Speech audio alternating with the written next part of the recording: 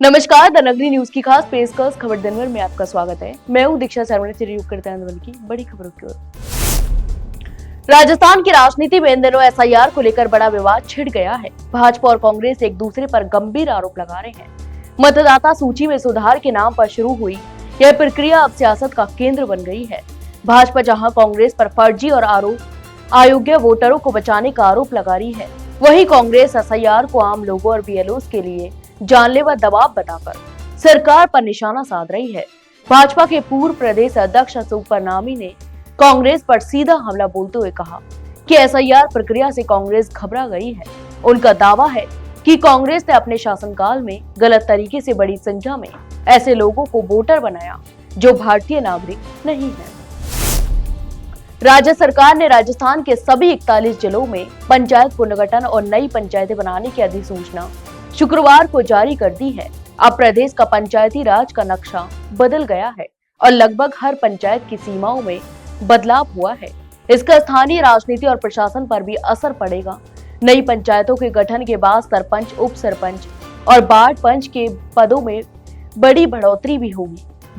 जितनी नई पंचायतें बनेंगी उतने ही नए पद भी होंगे, जिससे आगामी पंचायत चुनाव इन नए संरचना के अनुसार होंगे। तो वहीं रेगिस्तानी जिलों और आदिवासी इलाकों में मापदंडों में छूट की वजह से सबसे अधिक नई पंचायतें बनी हैं। बाड़मेर, जैसलमेर, फलौदी, बीकानेर और चूरू जैसे क्षेत्रों में अब पंचायत मुख्यालय तक लोगों को कम दूरी तय करनी होगी। इससे ग्रामीण जनता को राशन, सरकारी दस्तावेज और अन्य पंचायत संबंधी कामकाज में सुविधा मिलेगी। उदयपुर के मोहनलाल सुखाड़िया विश्वविद्यालय के संगठन कला महाविद्यालय में गुरुवार को अखिल भारतीय विद्यार्थी परिषद द्वारा कार्यकारिणी विस्तार का कार्यक्रम आयोजित किया जा रहा था। एनएसयूआई का आरोप है कि यह कार्यक्रम विश्वविद्यालय परिसर में आयोजित होना पूर्णतः असंवैधानिक है, क्योंकि किसी भी छात्र संगठन को शैक्षणिक संस्थान में बिना अनुमति राजनीतिक आयोजन करने की अनुमति नहीं होती। यहाँ तक कि एनएसयूआई ने एबीपी के इस कार्यक्रम का कड़ा विरोध किया। एनएसयूआई नेताओं का कहना है कि विश्वविद्यालय प्रशासन ने एक तरफा तरीके से एबीपी को मंच प्रदान किया, जबकि अन्य छात्र संगठनों की आवाज को दबाया जा रहा है। विरोध प्रदर्शन के दौरान माहौल अचानक गर्म हो गया और एनएसयूआई के कार्यकर्ताओं ने कार्यक्रम स्थल के बाहर विरोध प्रदर्शन भी शुरू कर दिया। अनूपगढ़ क्षेत्र में केंद्रीय मंत्री अर्जुन राम मेघवाल का दौरा निर्धारित है। वे पदयात्रा में शामिल होने के लिए गांव पतरोड़ा पहुंचने वाले थे। मंत्री के कार्यक्रम से एक दिन पहले ही क्षेत्र में राजनीतिक हलचल तेज हो गई। तो वहीं एनएसयूआई ने घोषणा की थी कि वे अर्जुन मेघवाल के दौरे का विरोध करेंगे और उन्हें काले झंडे भी दिखाएंगे।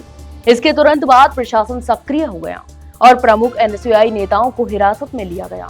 सूत्रों के अनुसार रावला पुलिस ने एनएसयूआई प्रदेश सचिव अरुण कटारिया को सुबह करीब 6 बजे उनके घर से हिरासत में ले लिया। इसी तरह घड़साना से कांग्रेस कार्यकर्ता जाय जसलेरा को थाने बुलाकर नजरबंद रखा गया और बताया जा रहा है कि दोनों को रावला और घड़साना थाने में बंद रखा गया है ताकि वे मंत्री के कार्यक्रम के दौरान विरोध न कर सके। उत्तर भारत से चल रही सर्द हवाओं का प्रभाव अब राजस्थान में धीरे धीरे कमजोर पड़ने लगा है। ठंड की तीव्रता में कमी का असर राजस्थान के कई जिलों में स्पष्ट रूप से देखने को मिल रहा है। जहां न्यूनतम तापमान में बढ़ोतरी दर्ज हुई। पिछले कई दिनों से सिंगल डिजिट में चल रहा तापमान अब दोबारा डबल डिजिट में लौटने लगा है।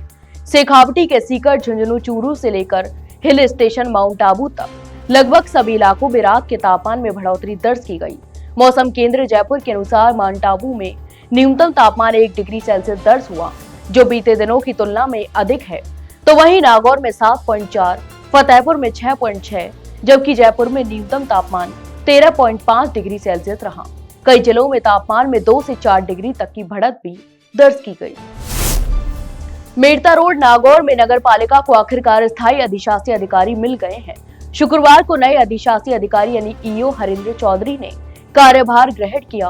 उनके पदभार संभालने पर पालिका कर्मचारियों और स्थानीय लोगों में खुशी का माहौल भी दिखाई दिया। कार्यग्रहण के दौरान पालिका कर्मचारियों ने हरेंद्र चौधरी का माला और राजस्थानी सावा पहनाकर जोरदार स्वागत किया। यहाँ तक कि कर्मचारियों ने कहा कि लंबे समय से स्थायी ईओ की नियुक्ति न होने के कारण कई प्रशासनिक और विकासात्मक कार्य प्रभावित हो रहे थे। ऐसे में चौधरी के आने से पालिका के कामकाज में नई गति आने की उम्मीद है। कार्यग्रहण के बाद ईओ हरेंद्र चौधरी ने सभी विभागों के कर्मचारियों से परिचय भी प्राप्त किया और नगर पालिका की मौजूदा स्थिति अधूरे पड़े काम तथा प्राथमिकता वाले विकास कार्यों की जानकारी ली। नसीराबाद विधानसभा क्षेत्र के बूथ संख्या 48 से 102 तक मतदाता सूची पुनरीक्षण कार्य की समीक्षा के दौरान पीसांगन तहसीलदार एवं एईआरओ भागीरथ चौधरी ने बताया कि बीएलओ की किशनलाल शर्मा और जितेंद्र गैना द्वारा अपने स्तर पर बेहतरीन, सटीक और समयबद्ध कार्य किया गया है।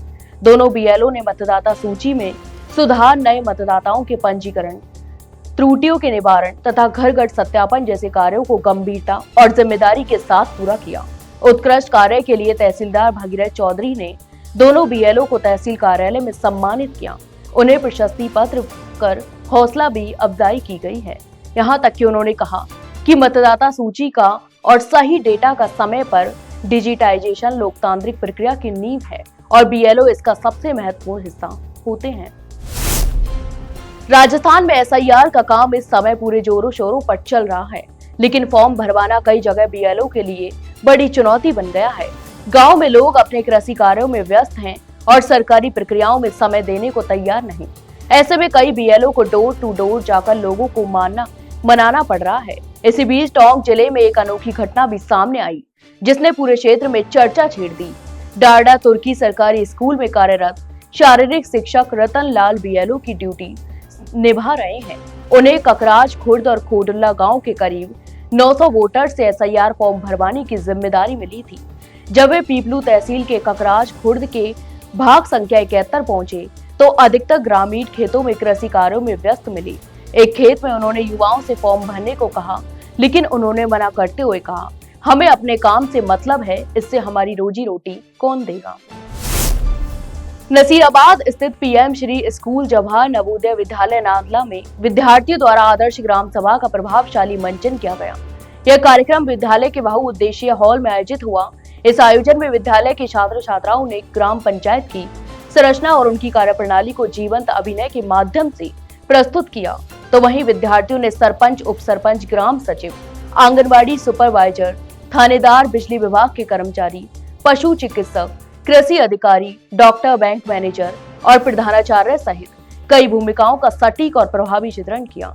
गिरिराज रेवाड़ ने बताया कि आदर्श ग्राम सभा का एक कार्यक्रम पंचायती राज मंत्रालय के सौजन्य से आयोजित किया गया है। विद्यालय स्तर के बाद इसका मंचन क्षेत्रीय और राष्ट्रीय स्तर पर भी प्रस्तावित है, जहां चयनित विद्यालयों को मंत्रालय द्वारा पुरस्कृत किया जाएगा। राजधानी जयपुर, जो कभी अपनी शांत प्राकृतिक सीमाओं और नियंत्रित शहरी विस्तार के लिए जानी जाती थी, अब मानव वन्यजीव संघर्ष का नया केंद्र बनता जा रहा है।